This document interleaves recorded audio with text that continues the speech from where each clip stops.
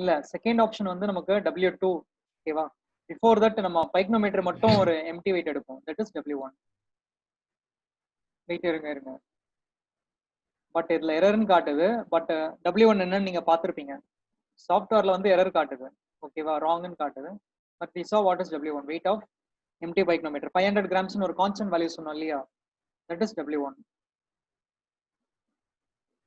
Next we will remove the jar. Now W4 க்கு என்ன பண்றோம்னா, after clearing out your sand and the water இருக்கு இல்லையா, ப்ரீவியஸா W3 note பண்ணது, அதை எல்லாத்தையும் இப்போ கொட்டிடுவீங்க கீழே.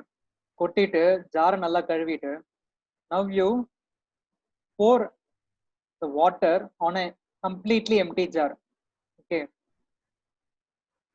the previous W3 ல நோட் பண்ண ரீடிங்க்கு அப்புறமா உள்ள இருந்த சாம்பிள் அக்ரிகேட் அண்ட் வாட்டர் எல்லாத்தையும் கொட்டிட்டு இப்போ நம்ம ஃப்ரெஷ்ஷா வாட்டரை மட்டுமே ஆட் பண்றோம். now W4 is weight of the pyknometer jar plus complete water or the full level of water. That will be your reading, which is 1270 grams. இப்போ வரைக்கும் என்னன்னா W1 வந்து weight of the empty jar, pyknometer jar. W2 is weight of the jar plus 1/3 of fine aggregate. W3 is weight of the jar plus 1/3 of fine aggregate plus remaining water. Now W4 is only jar and complete water. Now pyknometer is used to determine specific gravity அப்படின்னு சொல்றாங்க. என்ன பர்பஸ்னால?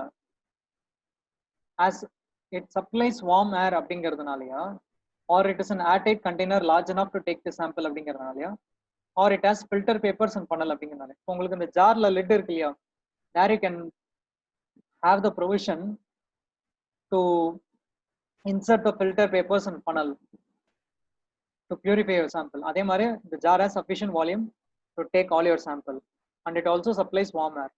So all the conditions வந்து default அந்த ஜார்ல satisfy ஆகுது. That is why it is a very important method in determining specific gravity. இப்போ பாருங்க, W1 already இங்க மென்ஷன் பண்ணிருக்காங்க, weight of empty pyknometer 500 grams. W2 weight of pyknometer plus 1/3 of fine aggregate. W3 weight of pyknometer plus 1/3 aggregate, அதோட சேர்த்து remaining water. Then W4 now weight of the jar plus water alone. இப்போ value பார்க்கறதுக்கு முன்னாடி use the formula. இந்த ஃபார்முலால பாருங்க, இந்த 4 terms, இந்த 4 wait இருக்கு இல்லையா, அதை வச்சு அவங்க டிஃபைன் பண்ணிருக்காங்க. நியூமரேட்டர்ல it is W2 minus W1. Numerator எதை இண்டிகேட் பண்ணுது? W2 minus W1 கேன்சல் பண்ணா ரிமைனிங் என்ன இருக்கும்? ஃபைன் அக்ரிகேட்டோட வெயிட். ஃபைன் அக்ரிகேட்டோட வெயிட் மட்டும் தான் இருக்கும். ஓகே, இப்போ டினாமினேட்டர்ல பாருங்க, 2 டேர்ம் இருக்கு, நம்ம தனித்தனியா பாக்குறோம். First term is W4 minus W1. W4 minus W1 பண்ணா என்ன இருக்கும்? கேன்சல் பண்ணா வாட்டர் தான் இருக்கும். ஓகே, இப்போ டினாமினேட்டர்ல செகண்ட் டேர்ம் பாருங்க, W3 minus W2. அதாவது W2க்கும் W3க்கும் ஒரு சின்ன டிஃபரன்ஸ் தான் இருக்கு. அது என்னன்னு தெரியுதா?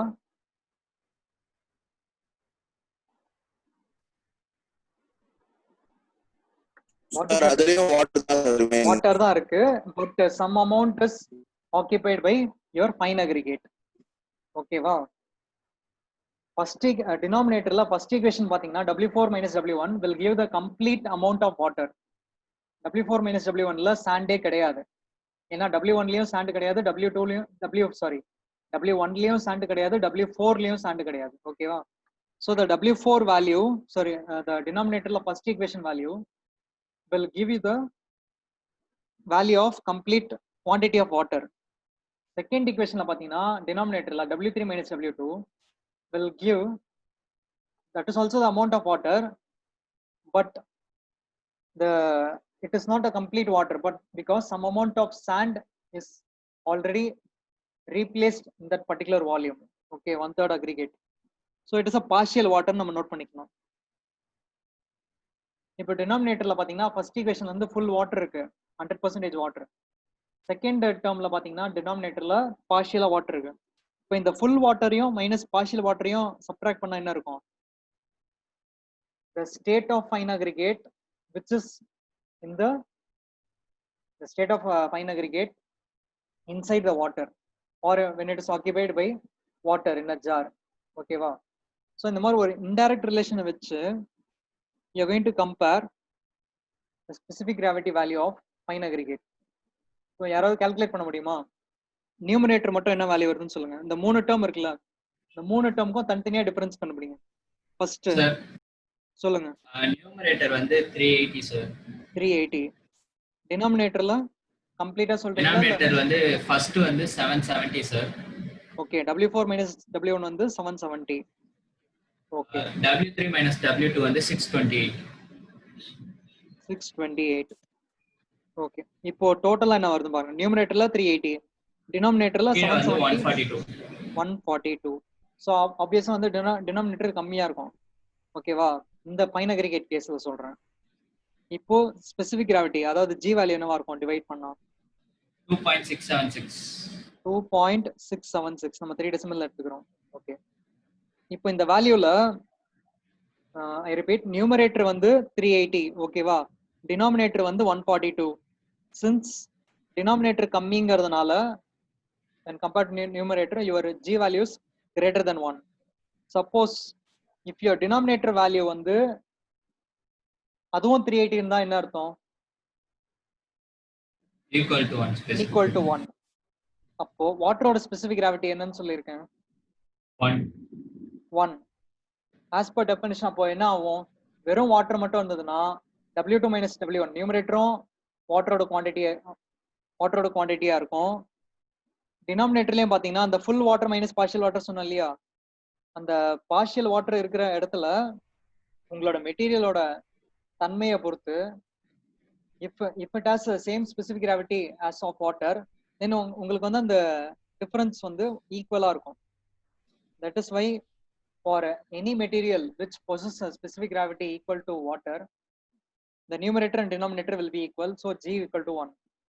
இந்த கேஸ்ல வந்து பார்த்தோம்னா நமக்கு நியூமரேட்டர் வந்து ஜாஸ்தி, வேல்யூ அதிகம், டினாமினேட்டர்ல வேல்யூ கம்மி. பிகாஸ் உங்களோட weight of fine aggregate is more when compared to the water. கரெக்டா? that is why the G value is 2.676. இந்த மாதிரி வந்து உங்களுக்கு சில எக்ஸாம்பிள்ஸ் இருக்கும். டிஃபரெண்ட் மெட்டீரியல்ஸ்க்கு வந்து அந்த சப்ட்ராக்ஷன் இருக்கு இல்லையா, ஒரு டேர்மோட சப்ட்ராக்ஷனோட வேல்யூஸ் பொறுத்து நீங்க வந்து கம்பேர் பண்ணலாம். அந்த மாதிரி ஒரு சார்ட் ரெடி பண்ணி ஐ வில் சென்ட் யூ, நம்ம செக் பண்ணலாம். ஆக்சுவலா அது 2.676 தான், பட் தப்புன்னு காட்டுது. But our final answer is 2.676. G, capital G, that is specific gravity of fine aggregate. இது வந்து ட்ரையல் 1 இவ்வளவு நேரம் நம்ம பண்ணது. இப்போ நம்ம நார்மலா ஒரு ஃபைனல் ரிசல்ட்டுக்கு கன்க்ளூஷனுக்கு வரணும்னா you have to do totally 3 trials for any experiment, so that இந்த 3 ட்ரையல்ஸ்ல இருந்து வரக்கூடிய ரிசல்ட்டை ஆவரேஜ் பண்ணி you can give the final result. This so pycnometer is used for determining specific gravity for fine aggregates.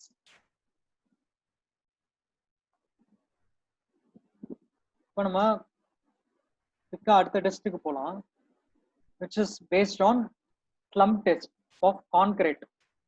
ஒரு concrete பிரஸ்டேட்ல இருக்கும்போது இந்த mould பார்த்துருக்கீங்க இல்லையா, ஃப்ரஸ்டம் ஆஃப் அ கோன் இங்க கீழே வச்சிருக்காங்க பாருங்க. அதுக்கு below that there is a stand. அதுல கான்கிரீட் போர் பண்ணும்போது டெஸ்ட் பண்றதுக்காக கம்ப்ளீட் ஸ்டாண்ட் செட்டப்போட இருக்கு.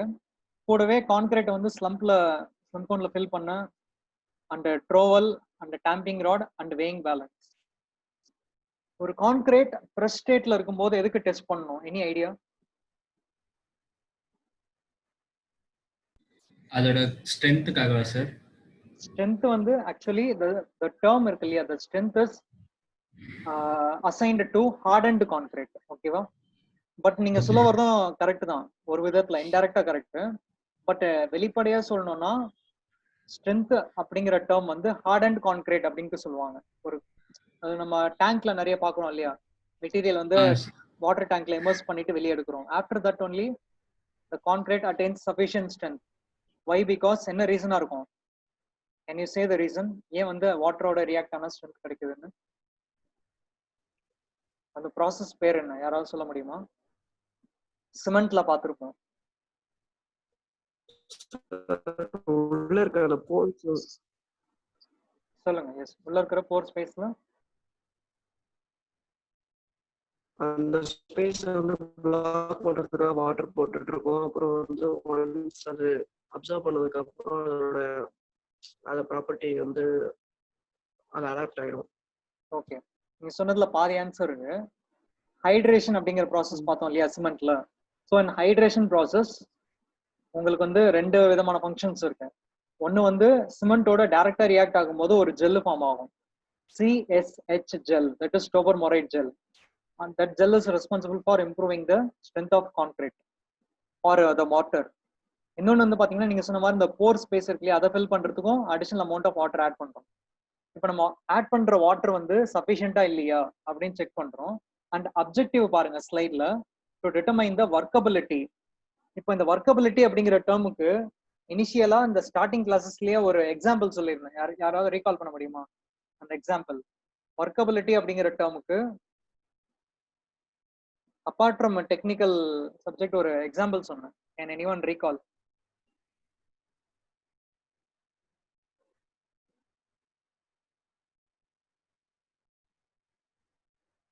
ஸ்டோன்ஸ் நம்ம பார்க்கும்போதே யூனிட் 1ல ஸ்டோன்ஸ் பார்க்கும்போதே ஒரு எக்ஸாம்பிள் சொல்லியிருந்தோம். எப்படி ரிலேட் பண்ணிக்கலாம் ஒர்க்கபிலிட்டி?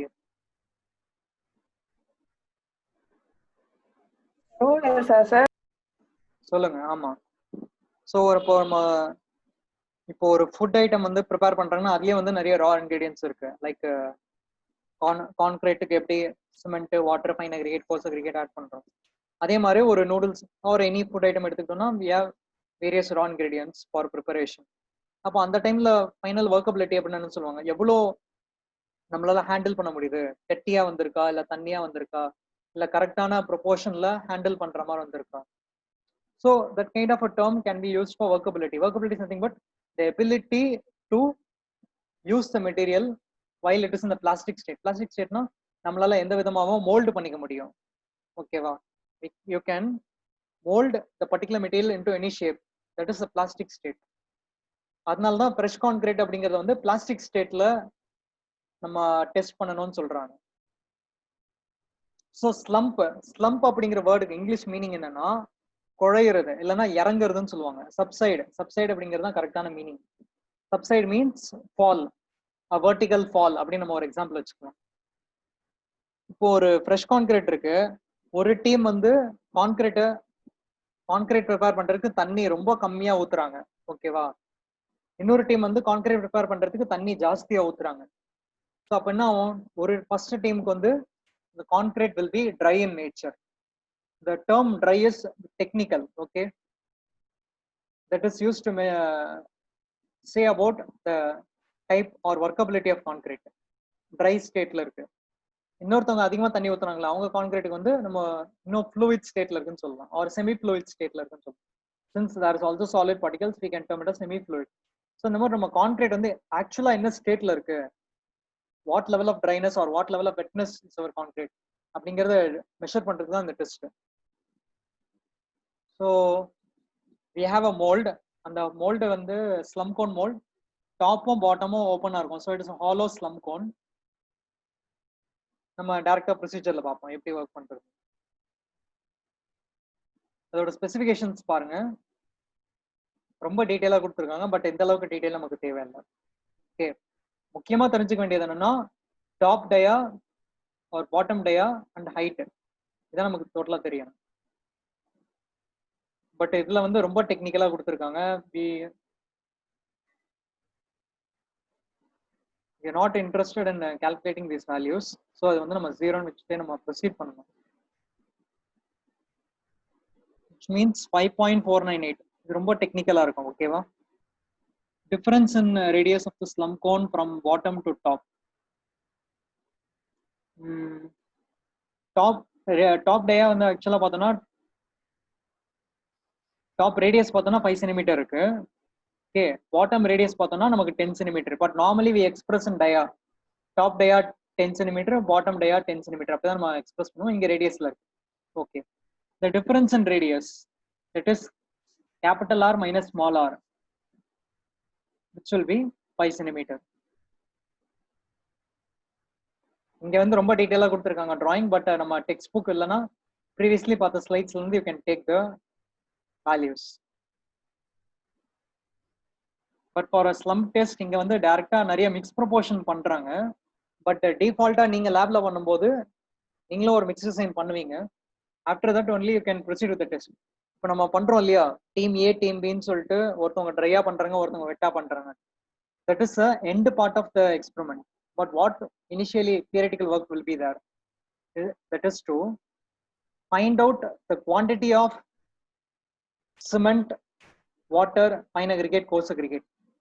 இப்போ நீங்க இதுக்கு முன்னாடி பார்த்த டெஸ்ட்ல எல்லாத்துலயும் வந்து கோட் ஐஎஸ் கோட்லயே சொல்லிடுறாங்க எவ்வளவு சிமெண்ட் எடுக்கணும், எவ்வளவு ஃபைன் அக்ரிகேட் எடுக்கணும், and how much water. But கான்கிரீட்டை பொறுத்த வரைக்கும் ஒரு கிரேட் ஆஃப் கான்கிரீட், அதாவது ஒரு ஸ்ட்ரென்த், ஒரு பர்டிகுலர் ஸ்ட்ரென்த் வரக்கூடிய கான்கிரீட் இருக்குன்னா அதுக்கு we have to theoretically find the quantities that depends upon the quality of materials that we are going to use. ஓகேவா? கான்கிரீட் பொறுத்த வரைக்கும் only by studying the quality of materials that we have in our construction site, based on that only you can calculate how much இந்த particular quality parameters இருக்கக்கூடிய materials எவ்வளவு ப்ரொபோர்ஷன்ல add பண்ணா நமக்கு desirable strength கிடைக்கும், that we have to determine. Here இங்கேயும் there are some mathematical calculations. I'm going to skip this calculation. So இதெல்லாம் வந்து டீடைலா நீங்க அந்த யூனிட் 3ல பாப்பீங்க, அதனால நான் இப்போதைக்கு ஸ்கிப் பண்ணிக்கிறேன். Now after determining the cement, fine aggregate, coarse aggregate and water ஓட proportion கண்டுபிடிச்சதுக்கு அப்புறமா you have to accurately take those samples. நம்ம என்ன வேல்யூ தியரிட்டிக்கலா கண்டுபிடிச்சோமோ அதை நம்ம மெஷர் பண்ணி எடுத்துக்கிறோம். First for cement, then for fine aggregate, and then for coarse aggregate, and later water. Water வந்து நம்ம தனியா பீக்கர்ல எடுத்துக்கலாம்.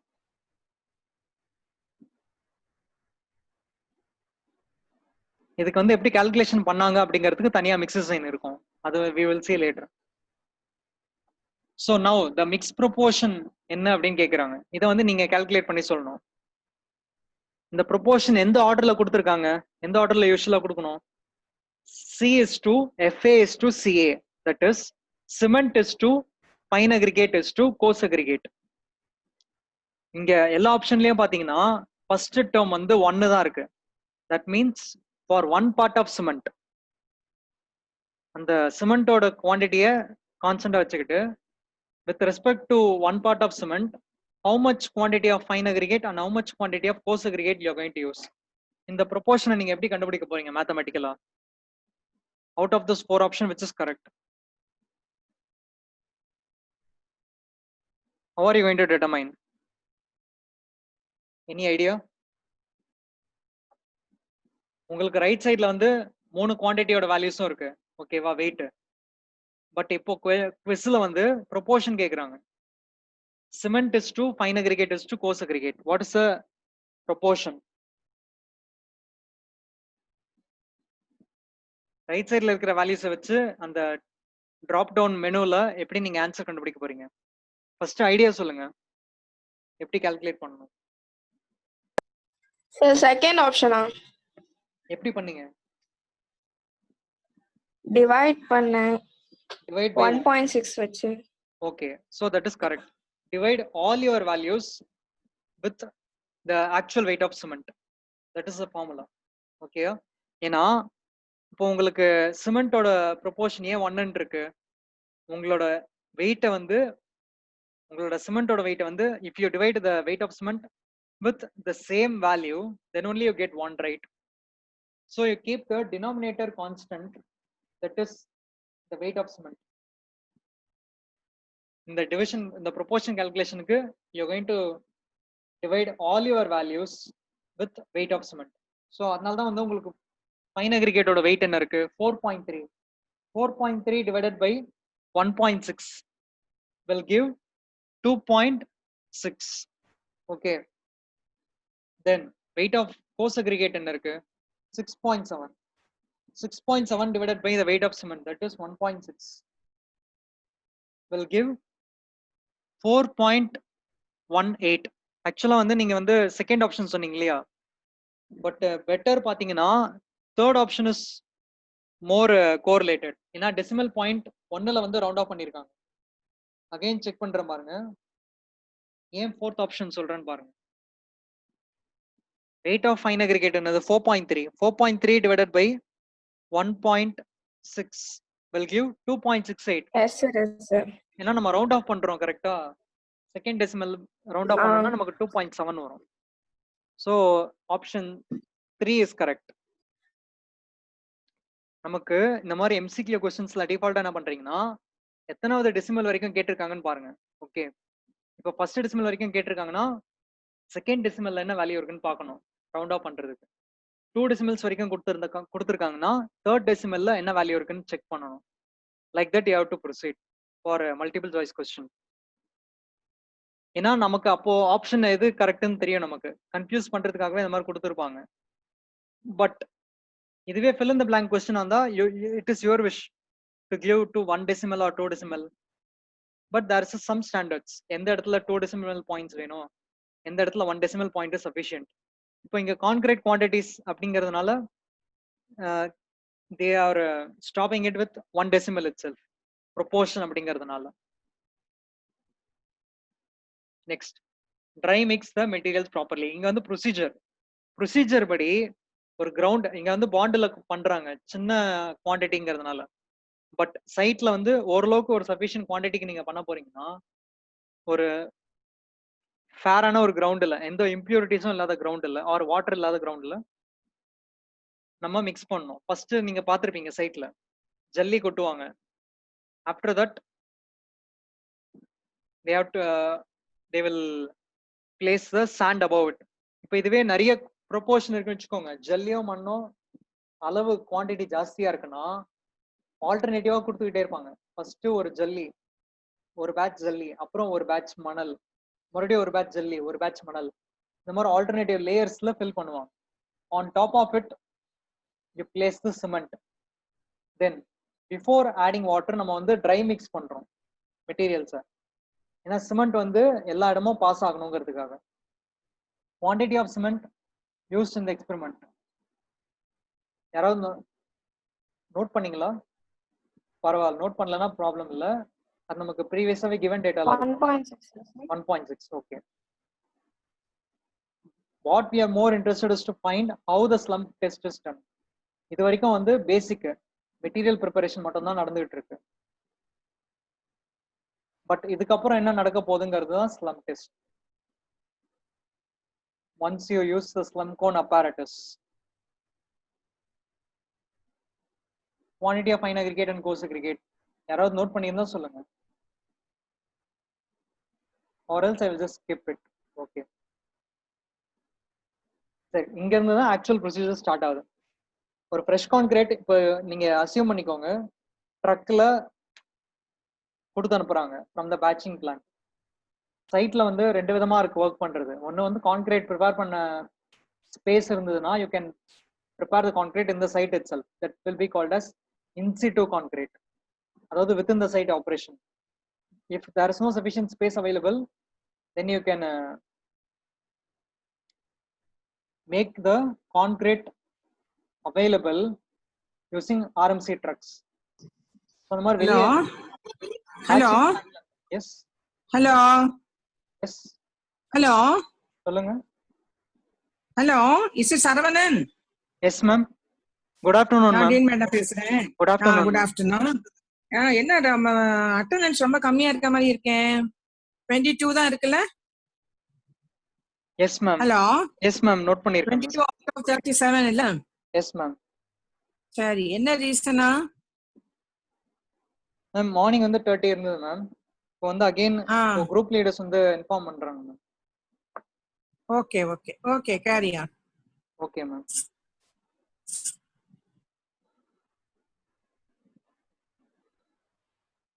So இப்போ நம்ம we'll check in the slum cone, we will fill the concrete. okay, இப்போ நம்ம ப்ரிப்பேர் பண்ணியிருக்கோம் இல்லையா, we will do it in layers. Already we saw in fine aggregate, இப்போ நம்ம mold and as well as in cement paste, anywhere you take the mold, நம்ம எப்படி பண்ணுவோம், டைரக்டா we will not pour the entire sample inside the mold. It will be in a step by step process, in a layer by layer. So for each layer nama you will use the tamping rod as we did earlier in many apparatus. Briquettes apparatus la pannirkom for cement, then even for aggregates, impact test, crushing test, wherever the sample we are using, there we are going to fill the material, concrete or cement paste or aggregate, in terms of layers. Layer by layer நம்ம வந்து tamp பண்றோம் 25 times. The same procedure is repeated here.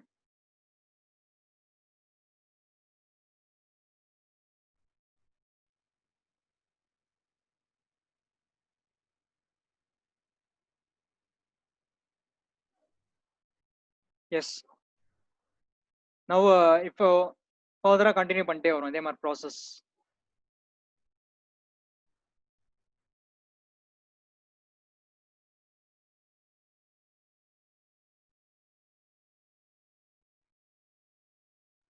So we tamp the layers for 25 times until the operation வந்து நம்ம full slum cone fill ஆகுற வரைக்கும் அதை பண்ணிட்டே இருக்கணும்.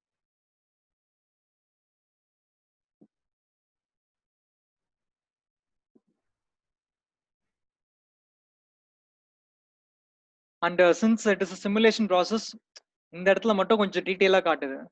இந்த இதுவே வந்து நமக்கு ப்ராசஸ் இன்னும் அதிகமா இருந்தா usually it will be skipped. Just procedure மட்டும் கொடுத்துட்டு skip பண்ணிக்கும்.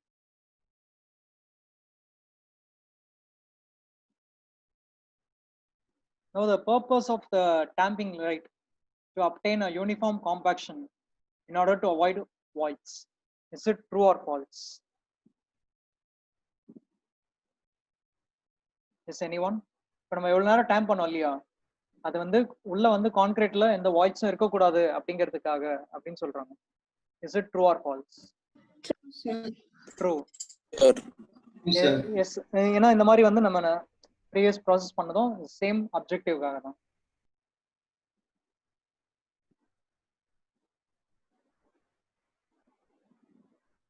Now we are evening the surface, and each layer of the mix is stamped for how many times?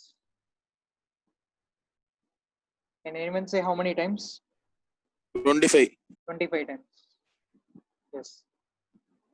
இப்போ ஃபைனல் ப்ராசஸ் பாருங்க. இப்போ இந்த பாட்டம்ல இருக்கிற ஸ்க்ரூஸை மட்டும் ரிமூவ் பண்ணிக்கிறோம். தென் இங்க லிஃப்டிங் ஹேண்டில் இருக்கு இல்லையா, on either side of the cone வெர்டிகலா லிஃப்ட் பண்றோம் வித்தவுட் எனி டிஸ்டர்பன்ஸ்.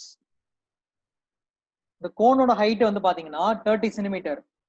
ஓகே, இந்த 30 சென்டிமீட்டர் கோன் நம்ம அந்த கம்ப்ளீட் ஹைட் 30 சென்டிமீட்டருக்கு கான்கிரீட் ஃபில் பண்ணிடணும். But now there is a drop or subsidence, or you can say a vertical fall of height due to gravitational action. இந்த gravitational action நால material கீழே இறங்குதுன்னா எப்படி இறங்கும்? அதாவது there are differences. Dry stateல வேகமா இறங்குமா, இல்ல வெட் ஸ்டேட்ல இருக்கும்போது செமி ஃப்ளூயிடா இருக்கும்போது அதிகமா இறங்குமா? செமி ஃப்ளூயிட்ல இருக்கப்ப செமி ஃப்ளூயிடா இருக்கும்போது அதிகமா இறங்கும், ரைட். இப்போ அதை நம்ம வந்து கம்பேர் பண்ணி பார்க்க போறோம். What is the height of fall from the initial stage? So அதுக்கு தான் வந்து அவங்க அந்த ஸ்லம் கோனை தூரமா தள்ளி வைக்காம பக்கத்துலயே வச்சிருக்காங்க. Now using the reference scale இப்போ வந்து நம்ம செக் பண்ணி பார்க்கலாம் height. Slump value, our original height வந்து 30 சென்டிமீட்டர் இனிஷியலா ப்ரிப்பேர் பண்ணும்போது, that is while filling the concrete inside the slump cone. Then இப்போ வந்து பாட்டம்ல இருந்து ஹைட் பாருங்க, இங்க பக்கத்துல பாருங்க கொஞ்சம் டீடைலா கொடுத்துருக்காங்க. the height of the cone or the height of the concrete from the bottom is 12 centimeter, but what we want is the height from the top. Okay, so that is why they are subtracting it. The total height is 30 centimeter, from the bottom it is 12 centimeter, and so that from the top it is obviously 18 centimeter. Height of the slum cone enna What is the height of the slum cone? 30. 30 centimeter. So now we will have a step-by-step inference. What is the water cement ratio assumed and proportion and the quantity of cement, fine aggregate, coarse aggregate, and the volume of water. Volume of water எப்படி கண்டுபிடிச்சாங்கன்னா, you know the water cement ratio 0.43. That is for 1 part of cement, 0.43 part of water. So cement ஓட quantity எவ்வளவு use பண்ணோம்? 1.6 kg. இந்த டேபிள்ல பாருங்க 1.6 kg. So 1.6 kg ல what is 43%? That is your 0.67 liters or 671 ml. That, like that you can take. The final slump value is 18 centimeter. Based on the inference table, you can compare and check what is the state of concrete.